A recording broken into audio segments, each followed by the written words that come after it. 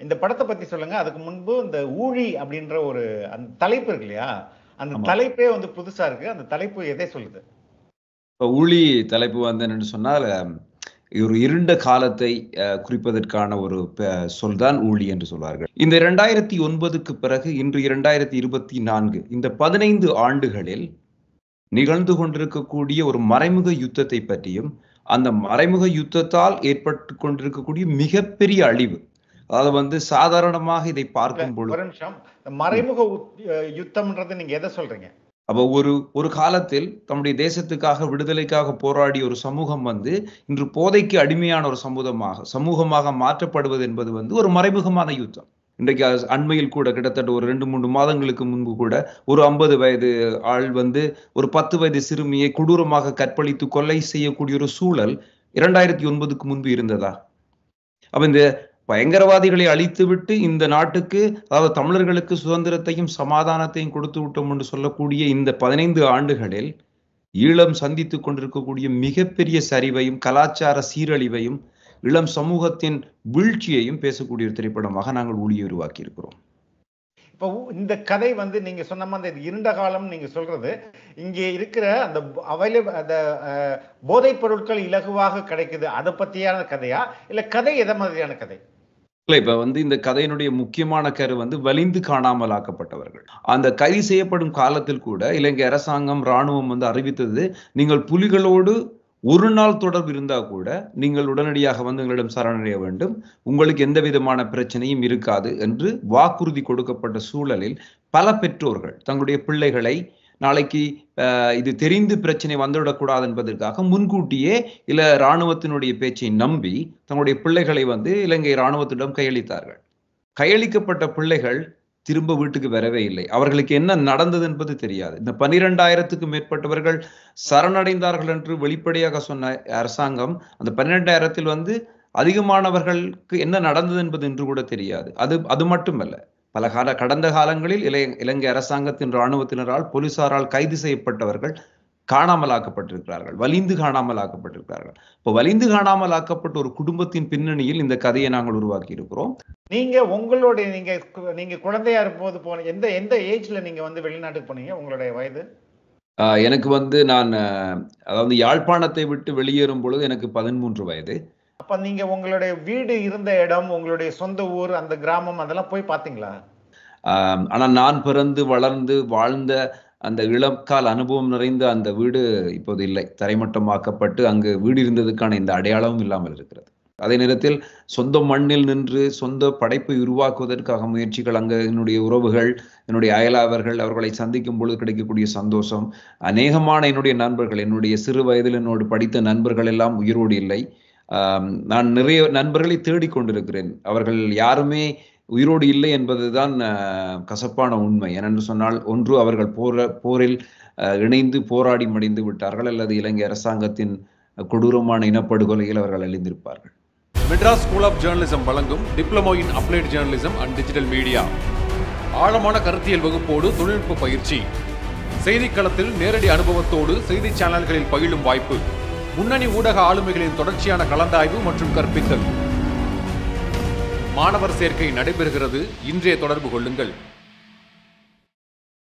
வணக்கம் ரஞ்சித். வணக்கம். நீங்க ஊழி அப்படின்னு ஒரு திரைப்படம் எடுத்திருக்கீங்க. முழுக்க ஈழத்திலேயே படமாக்கப்பட்ட படம் அப்படின்னு சொல்றீங்க. இந்த படத்தை பத்தி சொல்லுங்க. அதுக்கு முன்பு இந்த ஊழி அப்படின்ற ஒரு அந்த தலைப்பு இருக்கு இல்லையா? அந்த தலைப்பே வந்து புதுசா இருக்கு. அந்த தலைப்பு எதை சொல்லுது?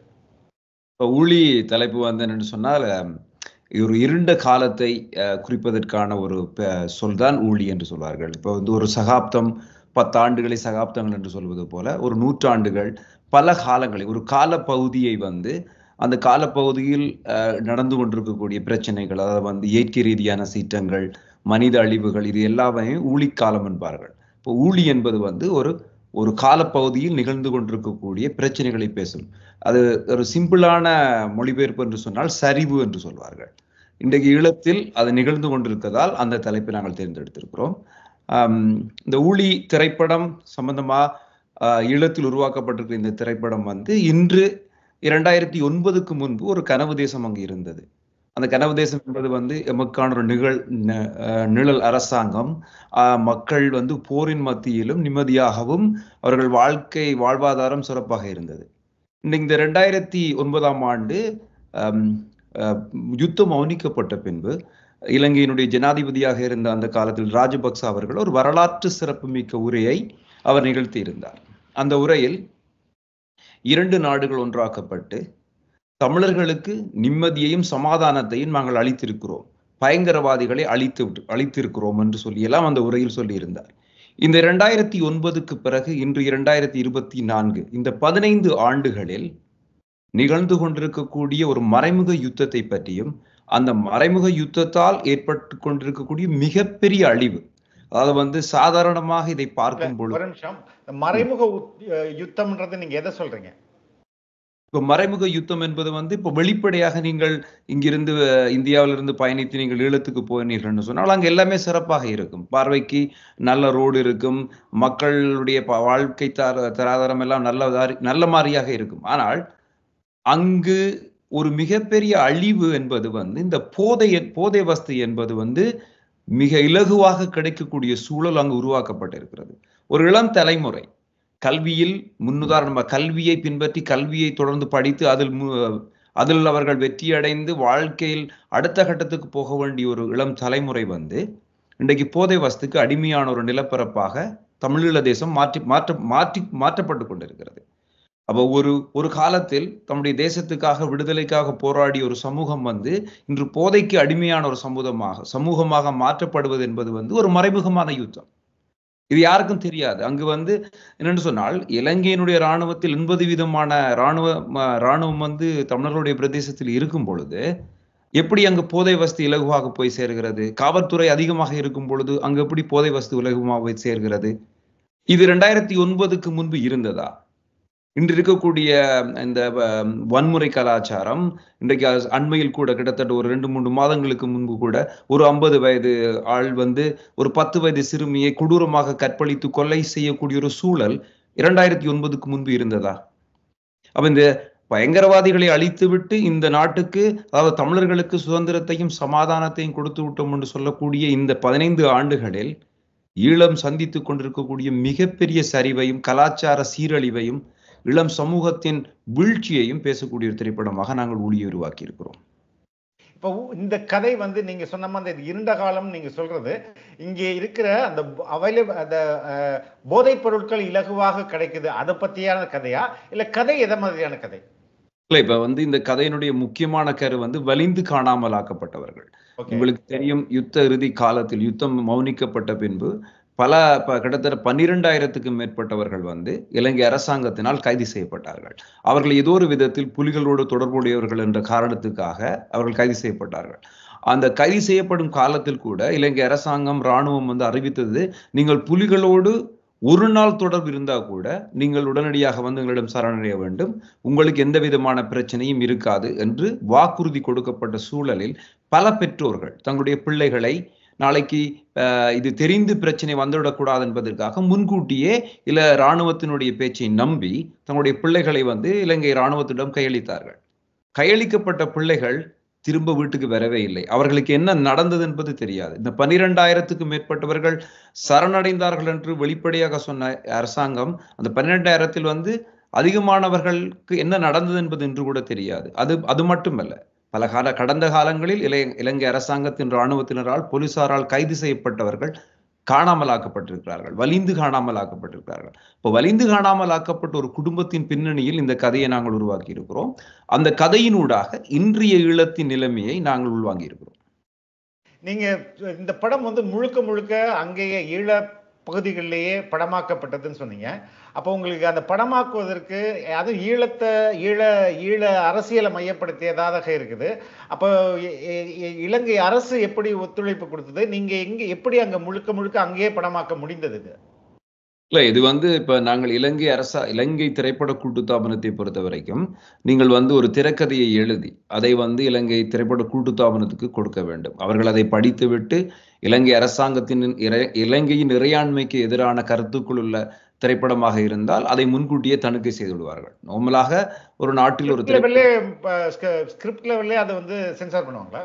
ஆமா, அதாவது வந்து உலகத்தில் இருக்கக்கூடிய எல்லா நாடுகள்லையும் படம் எடுத்த பின்புதான் சென்சர் நடக்கும். இலங்கையில் மட்டும் அது படம் உருவாகிறதுக்கு முன்பே சென்சர் பண்ணக்கூடிய ஒரு சூழல் இருக்கிறது. அது முக்கியமாக தமிழர்களுடைய திரைப்படங்கள் அப்படி கவனிக்கப்பட்டு வருகிறது. அப்ப எங்களுடைய திரைக்கதையில் வந்து நாங்கள் தெளிவாக பேசியிருந்தோம். அதாவது வந்து 2009க்கு பிறகு இன்று மாறி இருக்கக்கூடிய இளம் சமுதாயத்தின் பிரச்சனைகளையும் அதோடு வந்து வலிந்து காணாமலாக வலிந்து காணாமலாக்கப்பட்ட மக்களின் போராட்டம் என்றது வந்து பொது வழியில் பொதுப்படையாக நடந்து கொண்டிருக்கிறது. தொடர்ச்சியாக அவர்கள் பல ஆண்டுகளாக போராடி கொண்டிருக்கிறார்கள். இவர்களுக்கு என்ன நடந்தது என்பதை இலங்கை அரசாங்கம் இதுவரை பதில் சொல்லவே இல்லை. அப்ப இதில் வந்து எதுவுமே இல்லை. ஆனால் இந்த கதையை நாங்கள் அதாவது வந்து அரசியலை அதிகமாக ஆழமாக அதில் விதைக்காமல் வெளிப்படையாக, ஆனால் அதே நேரத்தில் ஒரு குடும்ப பின்னணியில் இந்த கதையை உருவாக்கி அவர்களுக்கு கொடுத்திருந்தோம். அவர்கள் படித்துவிட்டு பல இடங்களில் அதை வெட்டி இது செய்யக்கூடாது அது செய்யக்கூடாது என்று சொன்னார்கள். அதற்கு பிறகு ஆனால் ஒரு படம் என்பது வந்து திரைக்கதை உருவாக்கத்திலிருந்து படப்பிடிப்புக்கு போது பல விதங்களில் மாறுபடும், பல படிமங்களில் கதை சொல்ல முடியும். அப்ப அந்த யுக்தியை நாங்கள் இங்கு பாவித்திருக்கிறோம். நிச்சயமாக இப்பொழுது இந்த இலங்கையில் இந்த படம் அதாவது தமிழீழ பகுதிகளில் இந்த படம் வெளிவர வேண்டும் என்பதற்காக சென்சருக்கு அனுப்பி இருக்கிறோம். நிச்சயமாக அது படம் இதை இப்போ எத்தனை ஆண்டுகளுக்கு பிறகு ஒரு இலங்கையில் உருவாகிற தமிழ் திரைப்படம் அங்க வந்து படப்பிடிக்கப்படுது முழுக்க முழுக்க? இப்ப நிறைய படங்கள் அப்ப சமீப காலமாக வந்து ஈழத்தில் வந்து நிறைய திரைப்படங்கள் உருவாகி கொண்டு வருகின்றன. என்னுடைய முதல் திரைப்படமான சினம்கள் கூட நான் தமிழீழத்தில் தான் உருவாக்கி இருந்தேன். ஆனால் அந்த அந்த அவர்களுடைய தணிக்கைக்குட்பட்டு அதிலிருந்து வெளிவந்து இப்ப சினம்கள் வந்து இலங்கையில் திரையிட அனுமதி மறுக்கப்பட்ட ஒரு திரைப்படம், இலங்கையில் திரையிடப்படவே இல்லை. அப்ப இந்த அதே மாதிரி பல இயக்குநர்கள் தமிழீழத்தில் வாழ்ந்து கொண்டிருக்கக்கூடிய பல இயக்குநர்கள் தொடர்ச்சியாக படம் பண்ணி கொண்டிருக்கிறார்கள். அவர்கள் வந்து இந்த சமூக வாழ்வியலை மட்டும் பேசிய திரைப்படங்கள் எடுத்துக்கொண்டிருக்கிறார்கள். அரசியல் ரீதியான திரைப்படங்கள் வருவது மிக மிக குறைவு. அப்படி வரக்கூடிய படங்களா இருந்தாலும் அந்த அரசியல் வந்து ஓரளவுக்கு பிரச்சனைகளை பேசாமல் முடிந்த அளவுக்கு அப்படியே தள்ளி போற மாதிரியான ஒரு விஷயத்தை தான் அவர்கள் செய்கிறார்கள். ஆனால் ஊழி அப்படி இல்லை. ஏன்னா நாங்கள் ஊழியை தெளிவாக உருவாக்கி இருக்கிறோம். ஊழி திரைப்படம் சம்பந்தமான கதை அது எங்கு எதுக்காக பேசப்படுது என்பதை நாங்கள் வெளிப்படையாக பேசியிருக்கிறோம். அங்க அங்க அங்க படப்பிடிப்பு நடக்கும் போது நடத்தப்பட்டது அப்படின்னா நடிகர்கள்லாம் எந்த ஊரை சேர்ந்த? அவர்களும் தமிழீழ பகுதியை சேர்ந்தவர்கள் தானா? ஆமா, முழுக்க இந்த திரைப்படத்தை பொறுத்த வரைக்கும் இந்த படத்தில் நடித்த அத்தனை கலைஞர்களும் அவர்களுக்கு சினிமா அனுபவம் என்பது வந்து இல்லாத பல கலைஞர்கள் இதில் இருக்கிறார்கள். மிக குறைவான கலைஞர்களுக்கு மட்டும்தான் சினிமா அனுபவம் இருக்கிறது. அப்ப நாங்கள் என்றால் ஒரு துறை வந்து இப்பொழுதுதான் அங்கு ஈழத்தில் வளர்ந்து கொண்டு வருகிறது. அப்ப பயிற்சிகளை கொடுத்து அங்கு இருக்கக்கூடிய கலைஞர்களை உள்வாங்கி அவர்களுக்கு பயிற்சிகளை கொடுத்து திரைப்படத்தை உருவாக்கி இருக்கிறோம். தொழில்நுட்ப கலைஞர்களை பொறுத்த வரைக்கும் நான் தமிழகத்திலிருந்து என்னுடைய நண்பர் அவர்கள் ராஜேஷ் என்பவர் வந்து இதுக்கு ஒளிப்பதிவாளராகவும், திரு ரகுநந்தன் அவர்கள் வந்து இசையமைப்பாளராகவும், எடிட்டராகவும் அருணாச்சலம் என்பவர் வந்து தமிழகத்தைச் சேர்ந்த கலைஞர்கள். அதாவது வந்து ஒரு கொலாபரேஷன் என்று சொல்லலாம். அதாவது வந்து ஈழம், தமிழகம், இலங்கை, வெளிநாடுகளில் இருக்கக்கூடிய புலம்பெயர் தமிழர்களுடைய கூட்டு முயற்சியில் உருவான திரைப்படமாக ஒளியை உருவாக்கி இருக்கிறோம். அங்க படப்பிடிக்கும் போது அந்த ஊர்ல படப்பிடிக்கும் போது நமக்கு ஒரு மாதிரி ஒரு உணர்வுகள் ஏற்படும் இல்லையா? அப்ப என்ன மாதிரியான உணர்வுகள் உங்களுக்கு ஏற்பட்டது அந்த ஈழத்தில் படம் பிடிக்கும் போது? ஈழத்தில் நான் புலம்பெயர் தேசத்தில் கடந்த 30 ஆண்டுகளாக வாழ்ந்து கொண்டிருந்தாலும் எங்களுடைய மண்ணுக்கு திரும்பும் பொழுது அது உலகத்தில் கிடைக்காத மிக பேரானந்தை தரக்கூடிய ஒரு அனுபவம். அதே நேரத்தில் அந்த மண்ணில் என்னுடைய படைப்பை நான் உருவாக்குகின்ற பொழுது எனக்கு ஒரு மிக மகிழ்ச்சியான அனுபவமாக இருந்தது. மற்றும்படி அந்த இப்போ நாங்கள் இந்த கதை வந்து தொடங்குவது திருகோணமலை வெறுகல் என்றுடைய பிரதேசத்தில் தான் இந்த கதை தொடங்குகிறது. இறுதி யுத்தம், அதாவது வந்து இலங்கை அரசாங்கம் விடுதலை புலிகளுக்காக தொடங்கிய இறுதி யுத்தம் எனப்படக்கூடிய இந்த 2006ஆம் ஆண்டு அளவில் தொடங்கப்பட்ட யுத்தம் வந்து வெறுகல் ஆற்று பகுதியில் இருக்கக்கூடிய பிரதேசத்திலிருந்து தான் ஆரம்பிக்கப்பட்டது. அப்ப இந்த கதையையும் நாங்கள் அங்கிருந்து தான் எடுக்கிறோம். அந்த நிலப்பரப்பில் அங்கு மிகப்பெரிய கொடூரமான சண்டை நடந்த நிலப்பரப்பில் நாங்கள் காட்சிகளை உருவாக்கும் பொழுது எங்களுக்கு வந்து இந்த இடத்தில் தான் இந்த தேசத்துக்காக பலர் மடிந்திருக்கிறார்கள் என்று நினைப்பது எங்களுக்கு உணர்ச்சி மேலிட்டாக இருந்தது. அதை தொடர்ந்து வவுனியா, கிளிநொச்சி, யாழ்ப்பாணம் போன்ற பிரதேசங்களில் நாங்கள் படப்பிடிப்பை நடத்தி இருக்கிறோம். மொத்தமாக தமிழீழத்தில் வந்து ஒரு படப்பிடிப்பை நடத்தும் போது கிடைக்கக்கூடிய அனுபவம் என்பது ஒரு பேரானந்தமான அனுபவம் தான். நீங்க உங்களுடைய நீங்க குழந்தையா இருக்கும்போது எந்த ஏஜ்ல நீங்க வந்து வெளிநாட்டுக்கு போனீங்க? உங்களுடைய வயது? எனக்கு வந்து நான் அதாவது யாழ்ப்பாணத்தை விட்டு வெளியேறும் பொழுது எனக்கு 13 வயது. அது கொழும்பில் ஒரு சில காலம் இருந்து விட்டு வெளிநாடு கனடாவுக்கு வந்து விட்டேன். ஆனால் 13 வயசில் என்னுடைய தாய் மண்ணை விட்டு நான் வெளியேறியிருந்தேன். அப்ப நீங்க உங்களுடைய வீடு இருந்த இடம், உங்களுடைய சொந்த ஊர், அந்த கிராமம் அதெல்லாம் போய் பாத்தீங்களா? ஆமாம், என்னுடைய வீடு கிடையாது. என்னென்னு சொன்னால் 96ஆம் ஆண்டு நடந்த யாழ்ப்பாண யுத்தத்தில் வந்து என்னுடைய வீடு முற்றாக அழிக்கப்பட்டு இந்த வீடு இருந்த இடத்தில் வெறும் தரைதான் இருக்கிறது. பட் அந்த பக்கத்தில் இருக்கக்கூடிய என்னுடைய அம்மாவின் சகோதரியின் வீட்டில் தங்கியிருந்தோம். ஆனால் என்னுடைய சொந்த ஊரில் தான் நான் தங்கியிருந்து இந்த படப்பிடிப்புக்கான ஆயத்த வேலைகளை செய்திருந்தோம். ஆனால் நான் பிறந்து வளர்ந்து வாழ்ந்த அந்த இளக்கால அனுபவம் நிறைந்த அந்த வீடு இப்போது இல்லை, தரைமட்டமாக்கப்பட்டு அங்கு வீடு இருந்ததுக்கான இந்த அடையாளமும் இல்லாமல் இருக்கிறது. எப்படி இருக்குது இப்போ நீங்க பார்த்த ஒரு கிராமம் இருக்கும்ல சிறு வயசுல, ரொம்ப அதுக்கும் இதுக்கும் உள்ள வித்தியாசம் என்னவா இருக்கு? இப்போ வந்து இப்ப கூடிய காலச்சூழல் என்பது வந்து ஒரு பயம் நிறைந்த காலச்சூழலாகத்தான் நாங்கள் பார்க்க வேண்டும். காரணம் வந்து ஒரு சுதந்திரம் என்பது வந்து எங்களுக்கு ஆழ் மனதில் எங்கேயோ ஒரு இடத்தில் ஏதோ ஒன்று ஒரு விபரீதம் நடந்து விடுமோ என்ற எண்ணம் வந்து அந்த மண்ணில் வாழ்ந்து கொண்டிருக்கக்கூடிய மக்கள் மனதில் தொடர்ச்சியாக இருக்கிறது. அதை மாற்ற முடியாது. அப்ப எங்களுடைய நிலப்பரப்பில் என்னுடைய சொந்த ஊரில் நான் போய் எங்கு படப்பிடிப்பை நடத்துவதற்கான ஆயத்த வேலைகளை செய்யும் பொழுது அந்த மண்ணில் யாரோ எங்களை கண்காணித்துக் கொண்டிருக்கிறார்கள், யாரோ எங்களை பின்தொடர்ந்து கொண்டிருக்கிறார்கள் என்ற உணர்வு எங்களுக்கு இருக்கிறது. அதே நேரத்தில் சொந்த மண்ணில் நின்று சொந்த படைப்பை உருவாக்குவதற்காக முயற்சிகள், அங்கே என்னுடைய உறவுகள், என்னுடைய அயலாவர்கள், அவர்களை சந்திக்கும் பொழுது கிடைக்கக்கூடிய சந்தோஷம். அநேகமான என்னுடைய நண்பர்கள், என்னுடைய சிறு வயதில் என்னோடு படித்த நண்பர்கள் எல்லாம் உயிரோடு இல்லை. நான் நிறைய நண்பர்களை தேடிக்கொண்டிருக்கிறேன். அவர்கள் யாருமே உயிரோடு இல்லை என்பதுதான் கசப்பான உண்மை. ஏனென்று சொன்னால், ஒன்று அவர்கள் போரில் இணைந்து போராடி மடிந்து விட்டார்கள், அல்லது இலங்கை அரசாங்கத்தின் கொடூரமான இனப்படுகொலையில் அவர்கள் அழிந்திருப்பார்கள். இன்னொரு விஷயம், இந்த படத்தை வந்து ரிலீஸ் பண்றது, திரையரங்குகளுக்கு கொண்டு வருது. உங்களுடைய முதல் படம் சினங்கொள் வந்து தமிழ்நாட்டில் திரையிடறதுக்கு முயற்சித்து முடியாமல் போனது அப்படின்லாம் என்று சொல்லியிருந்தீங்க. இந்த படத்திற்கு எப்படியான வாய்ப்புகள் இருக்கு இதை வெளியே கொண்டு வருவதற்கு? இந்த திரைப்படத்தை பொறுத்த வரைக்கும் அதே சூழல் தான் இப்பவும் நிகழ்கிறது. தமிழகத்தில் வெளியிடுவதற்காக பல முயற்சிகளை நாங்கள் எடுத்தோம். ஆனால் அதற்கான எந்த ஒரு வாய்ப்பும் எங்களுக்கு கிடைக்கவில்லை. காரணம் வந்து அதே கதைதான். இந்த படம் எப்படி தமிழகத்தில் வாழக்கூடிய தமிழர்களுக்கு புரியும் அல்லது போய் சேரும் என்ற ஒரு விடயத்தை திரும்ப திரும்ப சொல்கிறார்கள்.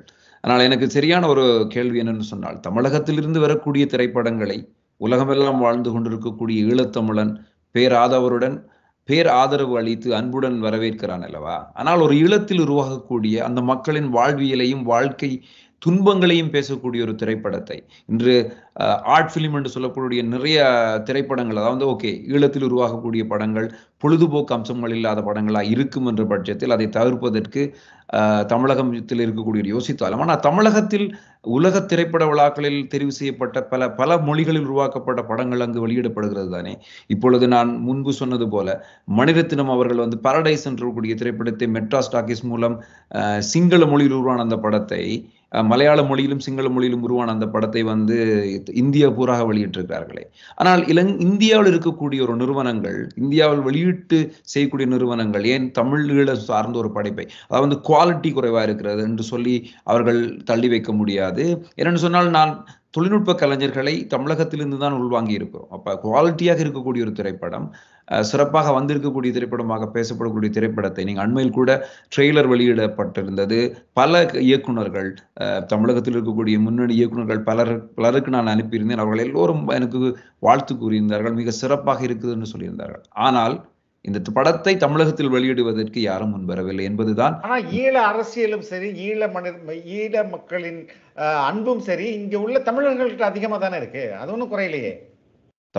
அதாவது வந்து நாங்கள் ஒரு தமிழர்களை பொறுத்த வரைக்கும், தமிழகத்தில் வாழக்கூடிய தமிழர்களை பொறுத்த வரைக்கும் ஈழம் சார்ந்த அவர்களுடைய தொப்புள்கொடி உறவு என்பதில் எந்த மாற்றமும் இல்லை, அது மாறப்போவதும் இல்லை.